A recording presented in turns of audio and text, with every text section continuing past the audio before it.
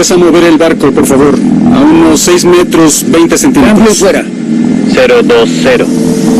Frente a la costa de Sicilia, los arqueólogos marítimos descubrieron un artefacto misterioso en el fondo del mar. Es increíble poder ver esto aquí después de más de 2000 años. Puede revelar pistas sobre una feroz batalla naval que cambió por completo la historia de la antigua Roma. Lo estamos elevando. Espero que llegue entero. Los tesoros perdidos de Roma. Los secretos hundidos de Roma. Roma, la ciudad eterna. Hace 2000 años, era la ciudad más grande del mundo antiguo. En el corazón de un poderoso imperio que se extendía por casi 7.800.000 kilómetros cuadrados. Hoy, equipos de arqueólogos excavan en Roma y su imperio, en busca de pistas para comprender cómo esta ciudad llegó a dominar gran parte del mundo antiguo. Para mí, como arqueólogo, es un gran sitio porque puedes ver el crecimiento y surgimiento del Imperio Romano. Cómo esta ciudad conquistó toda la península italiana, el mundo mediterráneo y más allá. Seguiremos a los excavadores mientras investigan cómo Roma y su gente impulsaron una increíble expansión de ciudad-estado a poder imperial. En busca de respuestas, la arqueóloga canadiense Eve McDonald ha llegado al corazón de la antigua capital. Aquí está, el Foro Romano, el centro de la ciudad de Roma. La esencia misma de la ciudad que se convirtió en un imperio mundial. Eve ha estudiado a los romanos más de 20 años. Los romanos me parecen absolutamente fascinantes. Si no entiendes a los romanos, no puedes entender gran parte de la historia mediterránea y de la historia mundial. Para ver evidencia de las primeras ambiciones de conquista de Roma, se dirige a una de las estructuras más antiguas de la ciudad, construida en el siglo IV a.C. Tenemos un enorme muro defensivo. Estas piedras que vemos provienen de un sitio fuera de Roma, extraídas de una ciudad llamada Veii, que no está muy lejos. Está en un afluente del río Tíber. Pero este simbólico lugar representa una de las grandes conquistas tempranas de Roma. Desde sus primeros tiempos, Roma tuvo sed de guerra y conquista, incluso antes de ser una ciudad poderosa. En el siglo IV a.C., Roma era una ciudad-estado vulnerable. Tenía una pista para carreras de carrozas y entretenimiento masivo, el Circo Máximo. Templos para adorar a los dioses y para reuniones públicas, y muchas casas hechas de adobe y madera. Se extendía sobre 7 colinas, en un área de 247 hectáreas, protegidas por un enorme muro de 10 metros de altura, construido en respuesta a repetidos ataques. ¿Cómo inició esta ciudad la conquista que la llevó a dominar por completo el mundo mediterráneo? Este muro representa dos aspectos de los romanos. Uno es su conquista agresiva de sus vecinos con la toma de la ciudad de Veii, y el otro es su increíble resistencia frente a los desafíos. Era un juego de suma cero, conquistar o ser conquistado. Y en Trapani, Sicilia, a 418 kilómetros al sur de Roma. Avanzar más hacia el este para delinear el lugar de la batalla es un gran plan. El arqueólogo marítimo Peter Campbell y sus colegas de la Fundación Náutica RPM zarpan en un buque de investigación de última generación, el Hércules. Buscan rastros de una brutal batalla naval librada en el siglo III a.C. La batalla de las Islas Égadas fue de las batallas navales más importantes que se libraron. Fue un punto donde la historia cambió. Está todo listo para iniciar el viaje. Cambio y fuera. Copiado. Peter es un especialista en la guerra marina antigua.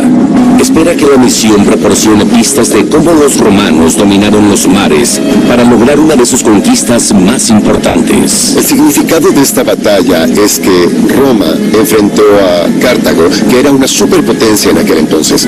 Es muy emocionante ser parte de este proyecto para mí porque hay muy poca evidencia de barcos de guerra que sobrevivieran.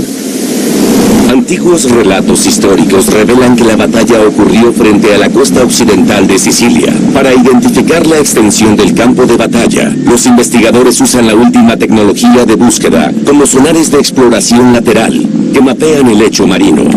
La zona de búsqueda es 5.5 veces más grande que Manhattan. Y estamos en un barco de investigación a cientos de metros sobre el fondo, por lo que es un poco como buscar objetos de menos de 1 metro de ancho, desde lo alto del edificio Empire State. Peter y el equipo detectaron anomalías en el lecho marino. El desafío es examinar cada uno de estos objetivos a una profundidad de 80 metros y averiguar si son rastros de la batalla. Disminuya la velocidad. Cambio. Los arqueólogos se dirigen a uno de los sitios más prometedores. Copiado. Disminuyendo a 2.7. Faltan 4.0 metros. Entendido. El equipo lanza un vehículo operado por control remoto, o ROV. El ROV es como nuestros ojos en el fondo del mar. Tecnología como esta revolucionó la arqueología marítima. Tesoros perdidos hace mucho tiempo están al alcance. Este robot submarino porta una cámara de alta resolución que permite a los arqueólogos estudiar de cerca sus objetivos. Con el ROV desplegado con éxito, Peter y el equipo pueden examinar cada centímetro del lecho marino. Si miras a la izquierda, es posible que tengamos un pequeño parpadeo. Intentemos ver si parpadea algo. De acuerdo, intentaremos 1.0 desde 350. Mueven al robot con cuidado de un objetivo a otro. Tenemos algo allí a unos 8 metros de distancia. ¿Es una roca? ¿Qué dicen ustedes? Una roca. Sigamos, vámonos de aquí. Si vuelves arriba... Es como buscar una aguja en el pajar más grande del mundo. Entonces, lo que intentamos hacer aquí es buscar en esta área y esperar que algo salga del abismo.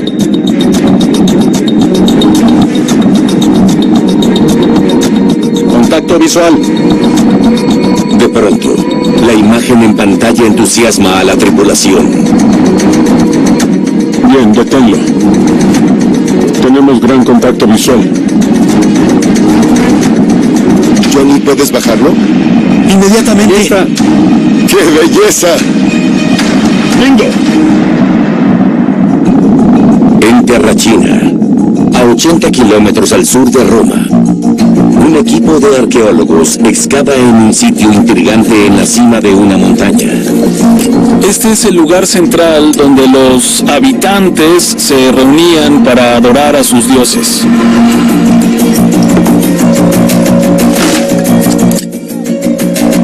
Los arqueólogos Paul Shedding y Francesca Diosono dirigen la excavación. Lo que más disfruto siendo arqueólogo es el poder tocar la historia, ya que tienes cosas tangibles que tocar. Tenemos mucho trabajo que hacer en un paisaje maravilloso. Terracina es un asentamiento antiguo. Data de al menos el año 600 a.C. y fue uno de los vecinos de Roma. Paul y Francesca esperan que les dé pistas de las primeras etapas de la expansión romana en la península italiana. Hola, ¿cómo les va? Bien. ¿Algo en especial? Sí, encontramos un lingote. ¿Un trozo de plomo? Así es. ¿Con un grabado? Oh, es algo muy inusual y muy raro. ¿Lo es? Los grabados son pistas valiosas. Los nombres y el estilo de las letras pueden revelar su fecha. Esta es una V y esta una A. Esta debe ser... Sí, así es. Y también está completa. Y sin lugar a dudas es romano. Tenemos algo entre manos con lo que podemos trabajar. Es un día emocionante para nosotros. El lingote grabado muestra la presencia de los romanos en el lugar, pero no cuando llegaron y se apoderaron. Para confirmar la fecha, los arqueólogos necesitan pruebas más antiguas.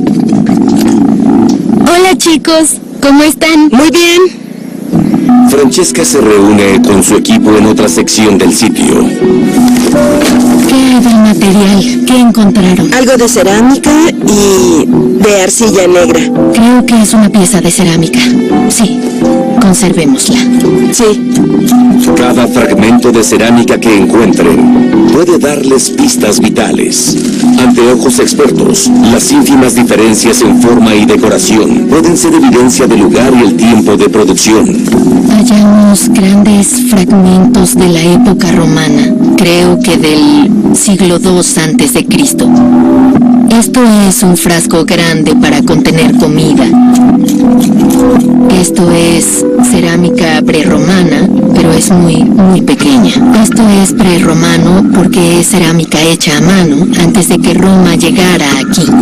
La cerámica prerromana se halla mayormente en capas arqueológicas más profundas, lo que indica una fecha de conquista romana. La colonia romana de Terracina comenzó aquí en el siglo IV a.C. Desde sus primeros tiempos, Roma comenzó a luchar contra sus vecinos y se expandió lentamente. En el siglo IV a.C., avanzó hacia el sur, hasta Terracina. Y más allá, hasta la bahía de Nápoles. A mediados del siglo III a.C., Roma controlaba la mayor parte de la península italiana.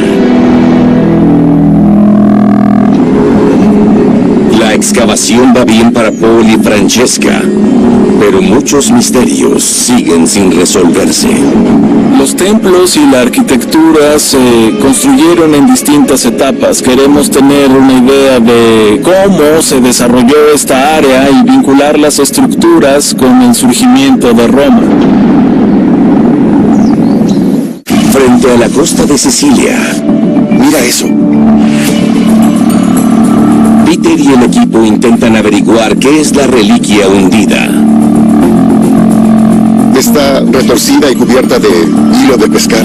¿Puedes enfocarla desde atrás? Sí. Voy a subir y comenzaré a moverme para que tengas una buena vista general. Esperan que esta evidencia identifique una zona de batalla donde Roma luchó por el dominio del Mediterráneo. ¡Mira eso! ¡Un ariete! ¡Uy! Es como una jungla, pero bajo todo eso parece un robusto e impresionante ariete. Este ariete estaba unido a la popa de un barco. Fue diseñado para atacar y hundir navíos enemigos. Es un descubrimiento increíble. Extiende el campo de batalla y nos dice que cubrió un vasto territorio, mucho más grande de lo que esperábamos. Ahora, los arqueólogos quieren levantar el ariete y examinarlo de cerca. Quieren saber si es romano o cartaginés. Los miembros del equipo, Jim y Johnny, están pensando cómo hacerlo sin dañar el frágil hallazgo. Tendremos que lidiar con ese barco, con la línea enredada y ponerle algún aparejo, ¿no crees, Johnny? Sí. Para levantarlo. Vamos a necesitar buzos para desenredarlo. En Túnez, la capital de Túnez, el arqueólogo Necip Ben Lasreg está investigando al gran rival de Roma en la batalla de las Égadas, los cartagineses. Me interesé en la arqueología después de leer sobre un descubrimiento hecho en Egipto. Sabía que en Túnez abundaban sitios antiguos. Donde cavas encuentras algo.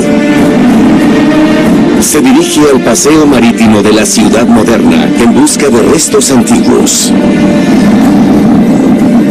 Estamos en medio de un puerto militar que era redondo.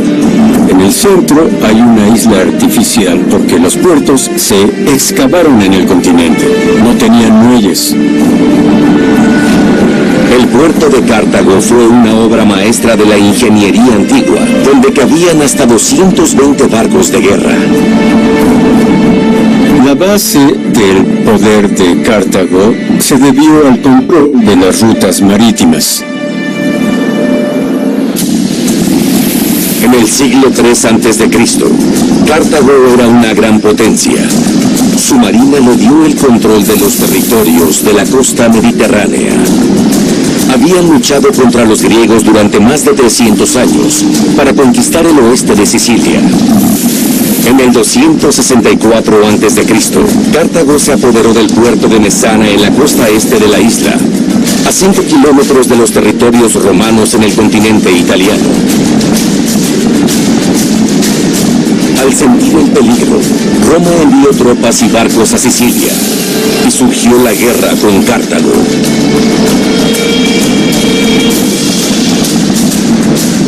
Cartago en el siglo III a.C. era una importante metrópoli. Los cartagineses eran maestros marineros. Sus barcos superaban en número a los romanos. Cuando las dos flotas se enfrentaron frente a las Islas Égadas, fue una prueba crucial para la ambición marítima de Roma. 805 kilómetros al norte de Roma, en Gunzenhausen, Alemania. El historiador clásico Boris Dreyer dirige un equipo de arqueólogos experimentales. Su innovador proyecto pretende revelar la tecnología que los romanos usaban para luchar en el mar. Reconstruyeron 2 barcos romanos basándose en naufragios hallados en el Danubio y el Rin, y quieren probar su velocidad y eficacia en el agua. Los restos mejor conservados se encuentran aquí en Alemania, no en el Mediterráneo. Se fijaron en el fondo del río para que las condiciones fueran herméticas y el barco sobreviviera durante 2000 años. Los restos proporcionaron solo pruebas parciales. Boris tuvo que hacer cálculos matemáticos en lugares importantes. Este es el ariete del barco. En realidad no sabemos la longitud del mismo. La longitud es una conjetura, pero sabemos que debió haber uno. Este barco mide 1/4 parte de los que usaron en la batalla de las Égadas. Su ariete está hecho de madera a diferencia de los barcos más grandes cuyo ariete era de bronce o hierro. Boris cree que el ariete reduce la turbulencia a lo largo del casco y equilibra al barco a través de las olas. Este diseño hace que sea más estable en el agua porque el barco es poco profundo. El reto para Boris y su equipo es hacer que el barco sea impermeable. Quieren probar un método antiguo, usando cáñamo, una de las primeras plantas en ser hilada en fibra en el mundo antiguo. El cáñamo es vital para que el espacio entre las maderas sea denso. Los tablones se presionan entre sí para que no entre agua en el barco. Si la madera se moja, se expande, comprimiendo el cáñamo entre las tablas y sellando el casco. Pero pronto surgen los problemas.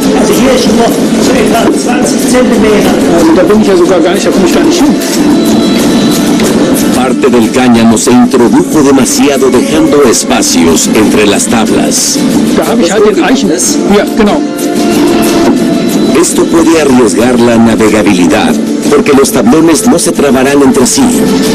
Boris debe procurar que los huecos estén llenos, o su barco podría hundirse. En Terracina, Paul se dirige al centro de la ciudad moderna. Aquí encontramos algunos grabados. Es la letra I latina, luego la V o U y la S. Este es el grabado del hombre que financió el foro. En el grabado se lee Aulus Aemilius, que era un ciudadano romano adinerado. Este es el antiguo foro y este es el piso original. A donde fueran los romanos como Aulus Aemilius, reconstruían Roma. Sus nuevos súbditos pronto disfrutaron de los beneficios de la vida bajo el dominio romano. Junto al foro de Terracina, otra estructura antigua ayuda a revelar cómo los romanos controlaron toda Italia. Lo más importante aquí es el camino de allá, que como ven proviene del norte y pasa por el sur. El antiguo camino, la Vía Appia, conecta Terracina directamente con Roma. Es evidencia de una ingeniosa táctica del control romano. En Roma, a 80 kilómetros al norte de Terracina, Yves examina las huellas del mismo camino que sale de la capital. Este es un asombroso ejemplo de una de los cientos de miles de tumbas de personas que querían que vieras al entrar a la ciudad donde fueron romanos prominentes. Las tumbas de romanos adinerados revelan la importancia de este camino. Es la entrada principal a la ciudad antigua. Puede fechar el camino con estos monumentos. Solemos datar los retratos de la época romana por los peinados. El peinado de la mujer a la izquierda es muy similar al peinado que vemos en algunos de los retratos de la primera emperatriz romana, Livia, que es la esposa de Augustus Octavian. Así que el siglo I a.C. sería una buena fecha para esta familia. Las fechas de estas tumbas revelan que en el siglo I a.C., la Vía Appia ya estaba establecida entre los caminos más importantes del mundo antiguo. Los romanos comenzaron a construirlo casi tan pronto como comenzaron a expandirse en el siglo IV a.C. La Vía Appia conducía a Terracina hacia el sur. Se extendía al sureste a través de Capua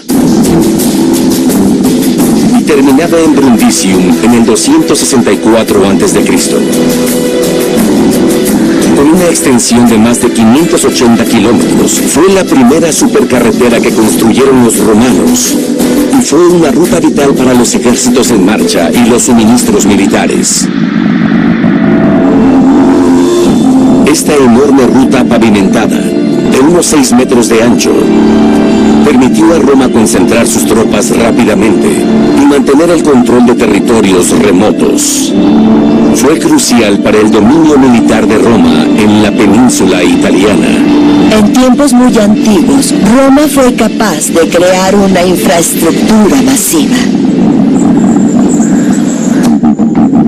En la excavación de Terracina, Paul y Francesca buscan artefactos para fechar los edificios del templo de aquí, así como nuevas pistas de la expansión de Roma. Pero tal vez su proyecto deba detenerse. Hay tormentas eléctricas que vienen del norte hacia Terracina. Es una situación difícil porque estamos en la cima de la montaña y estamos un poco expuestos. El año pasado, el equipo se refugió en un templo antiguo durante una tormenta y fue alcanzado por un rayo. Excavar en una tormenta es lo más riesgoso que puedes hacer. El equipo se retira del sitio. En Gunzenhausen, Alemania, Boris y su equipo están listos para poner en el agua su réplica de un barco romano. Hola. ¿Cómo va todo? ¿Estamos listos para llevarlo? Todo listo, jefe. Espero que no se hunda. Quieren probar su velocidad y eficiencia para saber si la tecnología y la ingeniería naval fueron el secreto de la expansión de Roma en el Mediterráneo. Primero, deben remolcar el barco de 2.200 kilogramos fuera del hangar. A ver, avanza lentamente. A sido un año de trabajo, por lo cual son cuidadosos.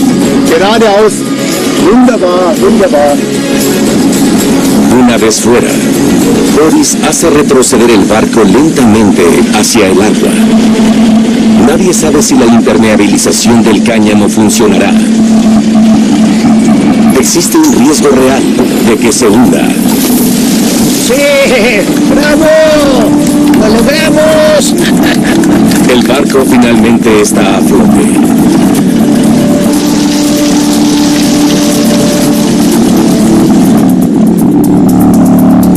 Pero el agua... Se está filtrando el agua. Comienza a filtrarse. No, debemos reparar esto, no es seguro.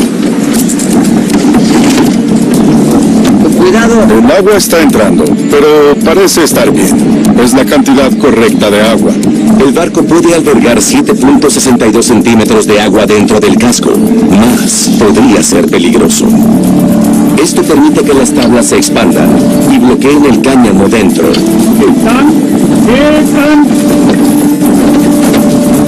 El diseño de construcción romano hasta ahora parece sólido. Frente a la costa oeste de Sicilia, los buzos limpiaron el ariete y lo envolvieron con una correa. Peter y el equipo a bordo del Hércules se preparan para levantarlo. Bien, adelante. Bien, ya lo tenemos. Aquí vamos, señores. Empieza a mover el barco, por favor. A unos 6 metros 20 centímetros. El mayor reto es sujetar la correa a la poderosa grúa del barco sin dañar al frágil ariete. Por favor, despliega la grúa. Copiado, cambio y fuera. Primero, el robot debe elevar el pesado gancho de la grúa. Dave, sujeta la parte izquierda superior de la correa. La derecha. No. La izquierda, la izquierda. Sí. Sí. Lo tiene. ¡Ay! Eso es. Continúa.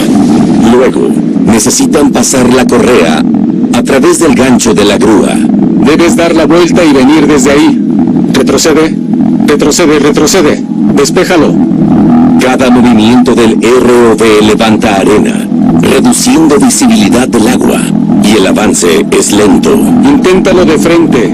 Hazlo con cuidado. Engánchalo. ¡Excelente! Finalmente, ambos se conectan. ¿Estamos de acuerdo en levantarlo? Así es. Levantémoslo. El ariete estuvo bajo el agua durante 2300 años. Existe un gran riesgo de que al levantarlo se parta a la mitad. Todos en la sala de mando contienen la respiración. Espero que llegue en una pieza. Sí. Súbelo 3 metros. Aquí vamos.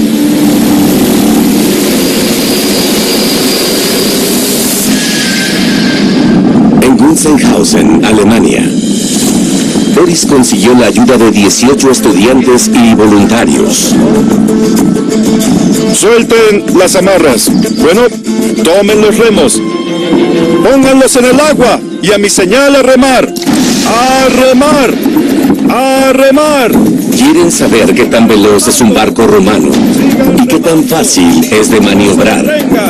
Y así descubrir si la ingeniería le dio a Roma la ventaja en la guerra naval. Viento en contra. Remamos con viento en contra, lo cual es algo muy difícil en verdad. ¡Remen! Los fuertes vientos hacen que el barco se detenga. No puedo sentir mis manos, pero tenemos que seguir remando. ¡Mantengan el ritmo! Los soldados que remaban en la batalla necesitaban su energía para luchar. Lejos de la costa, en plena ráfaga de viento, Boris enfrenta otro desafío. No hay una quilla moderna, solo la empuñadura que lleva los timones en la parte trasera del barco. La antigua quilla del barco es plana y se extiende alrededor de 33 centímetros bajo el agua. El viento viene de un lado y el barco está a la deriva. En clima ventoso, El bote plano se desplaza peligrosamente. Boris intenta dirigir a su equipo y estabilizar el rumbo. Nur Steuerbord rudern! Startbord Ruder rein! Steuerbord rudern! En la batalla, perder el control del barco podría ser fatal. Startbord fertig! Rudern! Los almirantes y marineros romanos debieron estar muy bien entrenados para navegar en grandes barcos en el mar. Ya encaminado, el barco comienza a ganar velocidad.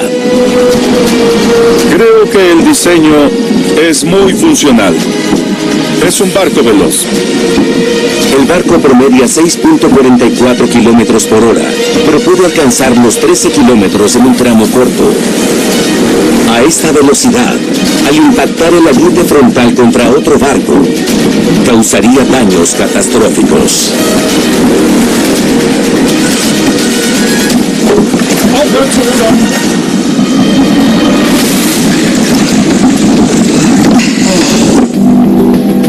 Tras casi 2 horas en el agua, Boris y su equipo regresan al puerto. Antes de empezar, pensé que sería más difícil, el viento es agotador, pero al ganar más velocidad es más fácil y podríamos hacerlo durante unas horas. Este barco es muy fácil de maniobrar y se puede entender que los soldados romanos podían controlar el barco para hallar la mejor posición conforme al viento. El resultado me parece que fue todo un éxito. Con una flota de cientos de grandes barcos bien construidos, los marineros romanos calificados fueron un rival formidable para sus enemigos, los cartagineses. Frente a la costa de Sicilia, el ariete por fin está saliendo del agua. Se está elevando. Súbanlo despacio. Falta un 20%, pónganlo en la popa. Todos están en cubierta para el gran momento. Incluso la directora del Patrimonio Cultural Subacuático, Valeria Lee Vigny. El pesado ariete llegó arriba sin romperse.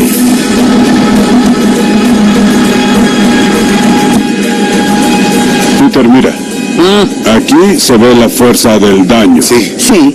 Hizo una grieta que llegó hasta aquí arriba. Y también aquí. Sí, ya grande. Así es. Sí, está dañado en todas partes. Está hecho de bronce fundido, pero aún conserva rastros del violento choque que hundió el barco al que estaba unido en la batalla de las Pégadas. El siguiente reto para Peter y Valeria es averiguar si es de un barco romano o cartaginés. No hay ningún grabado.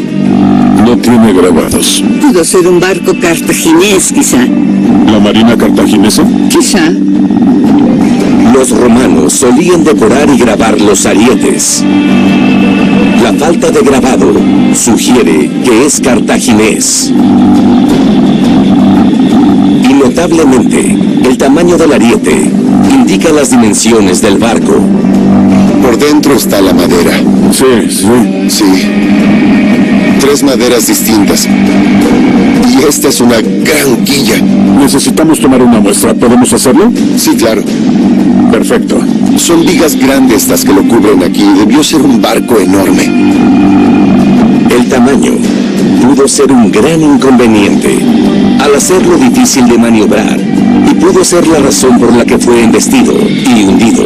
Este barco debió chocar con otro mejor fabricado y debió aplastarse como una lata al impactarse con el otro navío.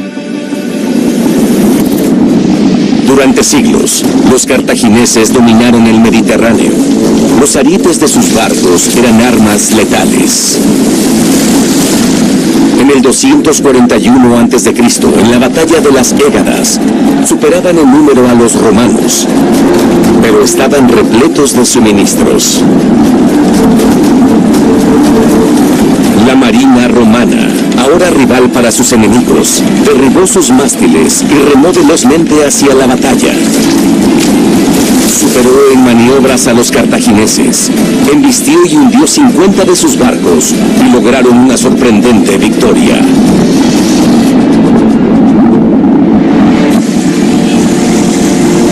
inesperada victoria naval cambió el equilibrio de poder en el Mediterráneo y abrió la puerta a las conquistas de Roma en ultramar.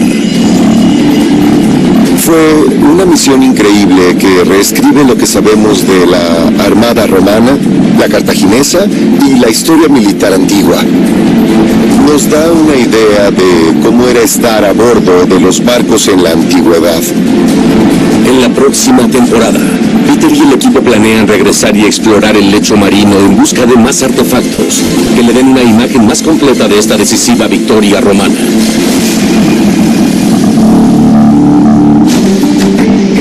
En Túnez, Nejib investiga cómo la pérdida de esta batalla afectó a Cartago.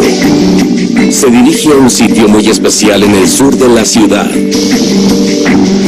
Encontramos varios niveles de sepulturas. Las más antiguas se remontan al 750 a.C.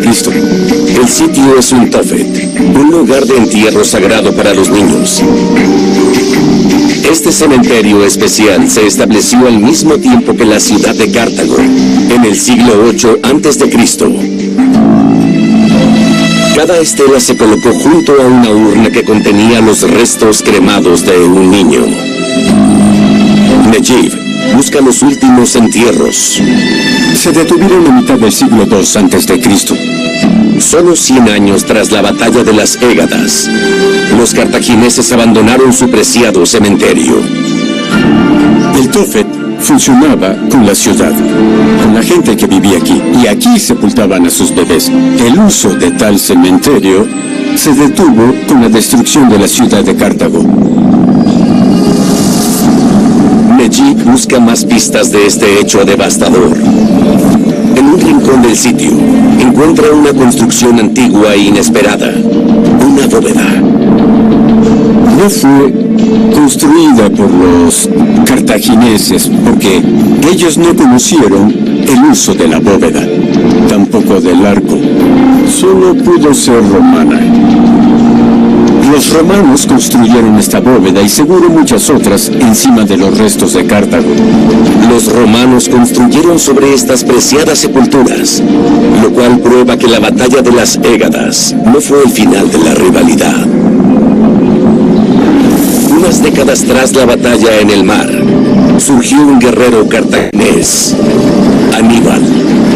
Cruzó los Alpes con elefantes de guerra y causó estragos en Italia durante 15 años. Luego, en el 204 a.C., el general romano Escipión desembarcó su ejército en el norte de África y obligó a Aníbal a regresar a casa. Libraron una batalla épica. La vasta caballería romana masacró a la infantería cartaginesa. Cartago firmó una tregua que duró solo 50 años, hasta que Roma la invadió y la quemó hasta los cimientos, y la reconstruyó con su propia ciudad en África. En el siglo II a.C., la expansión de Roma hundió al imperio cartaginés y se expandió aún más lejos. En Terrachina, la tormenta ha pasado. Paul debe evaluar los daños en la excavación. La tormenta de anoche fue terrible. Bien, ¿qué vamos a hacer? Hoy el suelo está húmedo. Sería una buena idea hacer un reconocimiento del área que no excavamos para ver si encontramos cerámica. El equipo puede usar el contratiempo a su favor. El suelo oscuro anegado hace que la cerámica clara sea mucho más visible. Hicimos muchos hallazgos, más que en un día normal. El templo que una vez estuvo aquí está en ruinas. Sus restos están dispersos en la ladera. Los arqueólogos esperan que estas piezas de cerámica revelen cuándo los romanos lo construyeron y cómo era. Francesca ve algo inesperado entre los hallazgos. Es parte de la decoración del templo. Es de terracota. Creo que es una flor o algo parecido. Sí, es asombroso. Wow, sí, esto es una parte real de la arquitectura. Sí, de la decoración temprana. Los romanos usaban terracota para decorar sus edificios. El estilo de estas piezas tal vez determine la fecha de su primer templo en el sitio. Es una teja romana, se puede ver por la forma que era parte del techo. Esto debió ser parte del siglo II a.C. más o menos. Desde el siglo II a.C., los romanos construyeron magníficos templos aquí. El más grande tal vez estaba dedicado a Venus, su diosa del amor, la fertilidad y la victoria. Pasaban por alto el puerto comercial de Terracina y eran una representación visual del poder y las riquezas de Roma.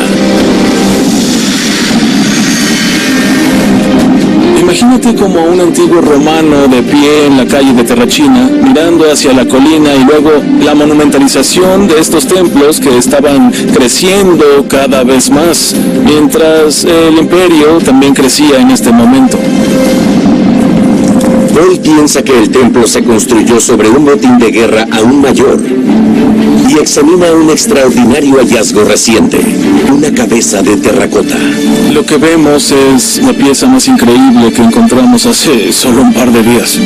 Paul compara sus rasgos con una representación establecida de un guerrero famoso. El rasgo más reconocible es que gira la cabeza y puedes verlo aquí. Es una expresión de que está en una posición dinámica, mirando a través del paisaje y los ejércitos que él controla. Estamos bastante seguros de que es Alejandro Magno.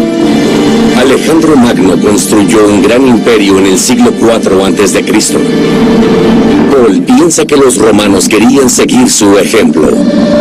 Alejandro Magno conquistó Oriente hasta la India moderna y ahora los romanos empezaban a conquistar este territorio conquistado por Alejandro Magno, por lo cual es un símbolo del poder de Roma en Oriente. Los romanos conquistaron la tierra natal de Alejandro Magno, Grecia, a mediados del siglo II a.C., al igual que conquistaron Cartago. Estas increíbles victorias establecieron a Roma como la nueva potencia militar del antiguo mundo mediterráneo. Muestras al hombre que conquistó el mundo y ahora los romanos lo habían conquistado. En Roma, Yves examina los edificios antiguos dentro del foro. Vemos el Coliseo ahí a lo lejos, sobre el botín de la conquista y la guerra.